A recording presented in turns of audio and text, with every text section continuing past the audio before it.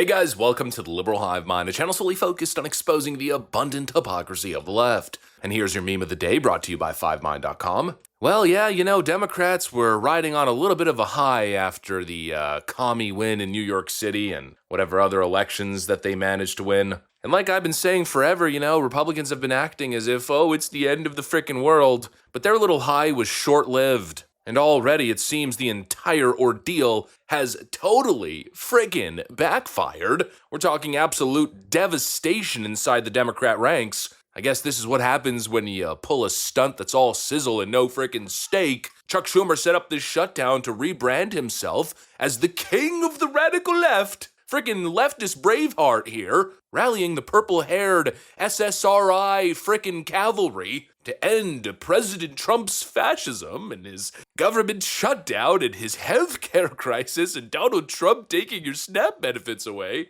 How ridiculous all that is. But obviously, he wanted to win back the activists who have been dumping him for months. None of this was about policy or governance. It was about Chuck Schumer and his little image rehab, a PR stunt, at least a good portion of it was. And now it seems it has backfired. He got absolutely nothing. He delivered pain, he engaged in all this freaking kabuki theater, and now all the Democrats who supported him, who have been hoodwinked into cheering on this shutdown for over a month, they're now left with nothing. Nothing. And it seems they're looking around going, whoa, what the hell just happened? Or some of them are just extremely frustrated that he didn't continue into eternity, right? The radical lefts who just want to burn everything frickin' down. We're the real progressives, and the way we're gonna progress this country is by destroying it from the inside out. Holy frickin' moly. Left-wing ignorance is unmatched, but now it seems left-wing fury is unmatched. They are pissed off. That little Chucky boy, it's all crumbling down, and it hasn't even been frickin' 48 hours. It hasn't been 24 hours.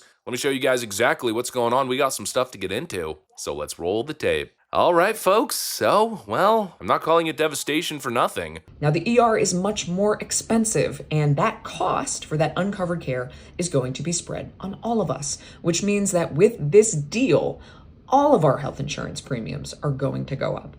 Now, the Senate is broken. Just like everything else, Donald Trump has broken our institutions and has shown a willingness to callously hurt people, no matter what the cost. This is the same administration that denied their own USDA guidance to deny SNAP funding from going out into our communities, even though they did not have to, in a government shutdown to use food and hunger as a political weapon. Well, it looks like Democrats are caving to Donald Trump and the Republicans. We have breaking news right now. Senators have reached a deal to reopen the federal government, with some suggesting that Democrats are caving. Oh my God! So it turns out that Chuck Schumer was indeed behind the Democrat plan to cave. We have treason in the ranks.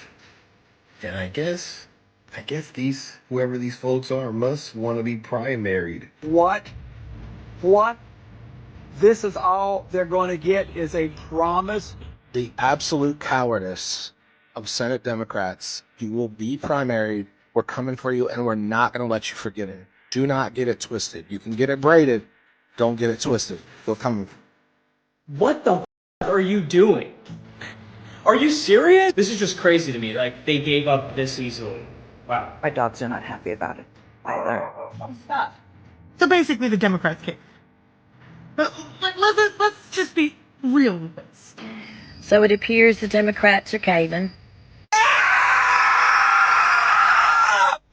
Utter devastation across the left-wing base. And this is what I've been saying forever. You cannot satiate this mob. These people are fundamentally miserable. It doesn't matter what happens. If Donald Trump is president and they don't get absolute victory, it's the end of the frickin' world and they will come for your neck. And of course, we know Chuck Schumer, he's already been on the chopping block. And so the idea that this was gonna save him, of course not. Again, it's been less than 24 hours. Actually, it was only a couple hours after the government reopened, and MSNBC was already suggesting that he should resign from office. Do you think Chuck Schumer needs to go after tonight? He should have gone a week ago, a month ago, a year ago. Yes. Yes, you talk about Eamon not meeting the moment, right? Every time he gets in front of a camera, the average Democratic voter out there screams, "Be done with you, be done." And this will only accelerate that. Yes, Joe, do you think the left is headed for a Tea Party-like moment here? I mean, I know that you're new to being a Democrat and you're not like some big lefty or progressive, but this does seem to fit the argument that they have been making, that some of these older or more moderate and establishment figures just aren't ready to meet this moment. Generational change is needed. You know, this sort of seems like if you're one of them, you're running on this. You're challenging I'll tell people. you what, if I were on set with you all right there, I'm yanking off my mic and I'm hugging you. I'm giving you a big high five. You are exactly right. You know, once again, the far left expected a revolution, right? This is the beginning of the end for the Trump administration. And if they don't get what they want, well, they'll never be happy. In fact, even if they got what they wanted, even if Donald Trump was impeached and put in prison for the rest of his life, they still wouldn't be happy. They'd be calling for J.D. Vance next. Let's be freaking real. It was a futile endeavor since day one. And I really think futile is the word, you know, useless, nothing. Chuck Schumer did all of this for nothing, to save his image with the left. And what did he get? Calls for his freaking resignation. And what did he do in the process? He hurt the American economy. GDP is going to come in lower this quarter because of this government shutdown. People who actually depended on benefits, and no, not the people scamming benefits, but people who are actually in need and cannot work, they suffered. You got all the damage to public services, air travel, yada yada, you go through the list. All the damage, and just nothing to benefit. Because frankly, there was nothing to fight for in the first place. Now, of course, don't tell that to Bernie Sanders, because according to him, oh, by the way, he's also having a meltdown after Chuck Schumer failed in his government shutdown antic. It is dysfunctional, it is cruel, it is by far the most expensive healthcare system in the world, and the only healthcare system of any major country that does not guarantee healthcare to all people as a human right, covering every man, woman, and child. We are unique in that respect. And yet tonight, what this Senate is about to do is make a horrific situation even worse. So let's be clear what this vote is about.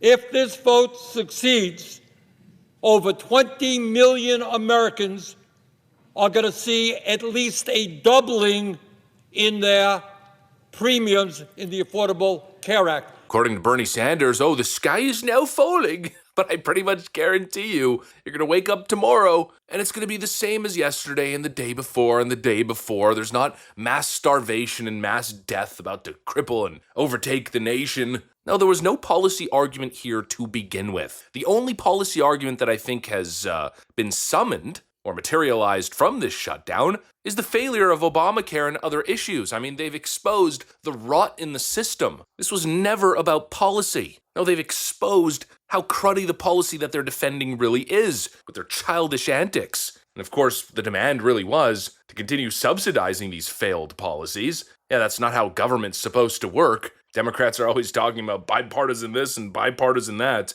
especially when they're in power. But they didn't even want to debate policy. They didn't want to find solutions, to negotiate and discuss and debate fixes to the current failing system. No, they just wanted you to foot the bill, pay the insurance companies, all to manufacture a crisis, and really all with the end goal to speak to the radicals. And now, of course, the grift continues. You know, Chuck Schumer is failing. He's basically the scapegoat at this point, but it's not stopping people like Governor Gavin Newsom, who just posted this on X, one word, pathetic. Yeah, and you get what's at the core of that post, right? There's nothing coherent from a policy standpoint. No, it's just another appeal to the radical left. Oh, Gavin Newsom, he's so angry at the Democrat establishment, just like you pink-haired leftoids on TikTok. Give me a freaking break. What a grift. The grift never frickin' ends. But this shutdown now ends in the most predictable way possible. And I know some people got frustrated with me last week because I was basically predicting the end of this shutdown. I kept saying, oh, this thing is over. Give it a couple more days. It's over. But it did drag on a little bit more than I was expecting. But honestly, I don't have any regrets because I think the writing's been on the wall since day one. Could I have predicted that Democrats would have taken it this far? Yeah, probably. But is that the logical and rational thing to do? Absolutely not. The writing has been on the wall since day one. Democrats were never going to get anything. Based on what we're hearing from some internal Democrat sources throughout the last couple of weeks, apparently Republicans weren't even sitting down and negotiating with Democrats. They were just stonewalling them, saying, nope, nope, nope, nope. Every offer that Chuck Schumer was pushing, they were instantly rejecting, just saying, nope, reopen the government. Democrats had no leverage. I knew it since day one. It was only a matter of time. And obviously, as many were predicting, after the elections, this thing was going to wrap up real quick. How long's it been? 6 days? I thought it'd be like 2 or 3 days. But obviously, I think they wanted to give it a little bit of time to avoid that optics nightmare of opening the government right after their election victories. But clearly, that was the entire intent. That was the strategy to galvanize the vote and then frickin' shaft their voters. And well, voters shafted, as you can clearly see. Anyways, that's what I got for you guys. Thanks for watching, and I'll see you on the next one.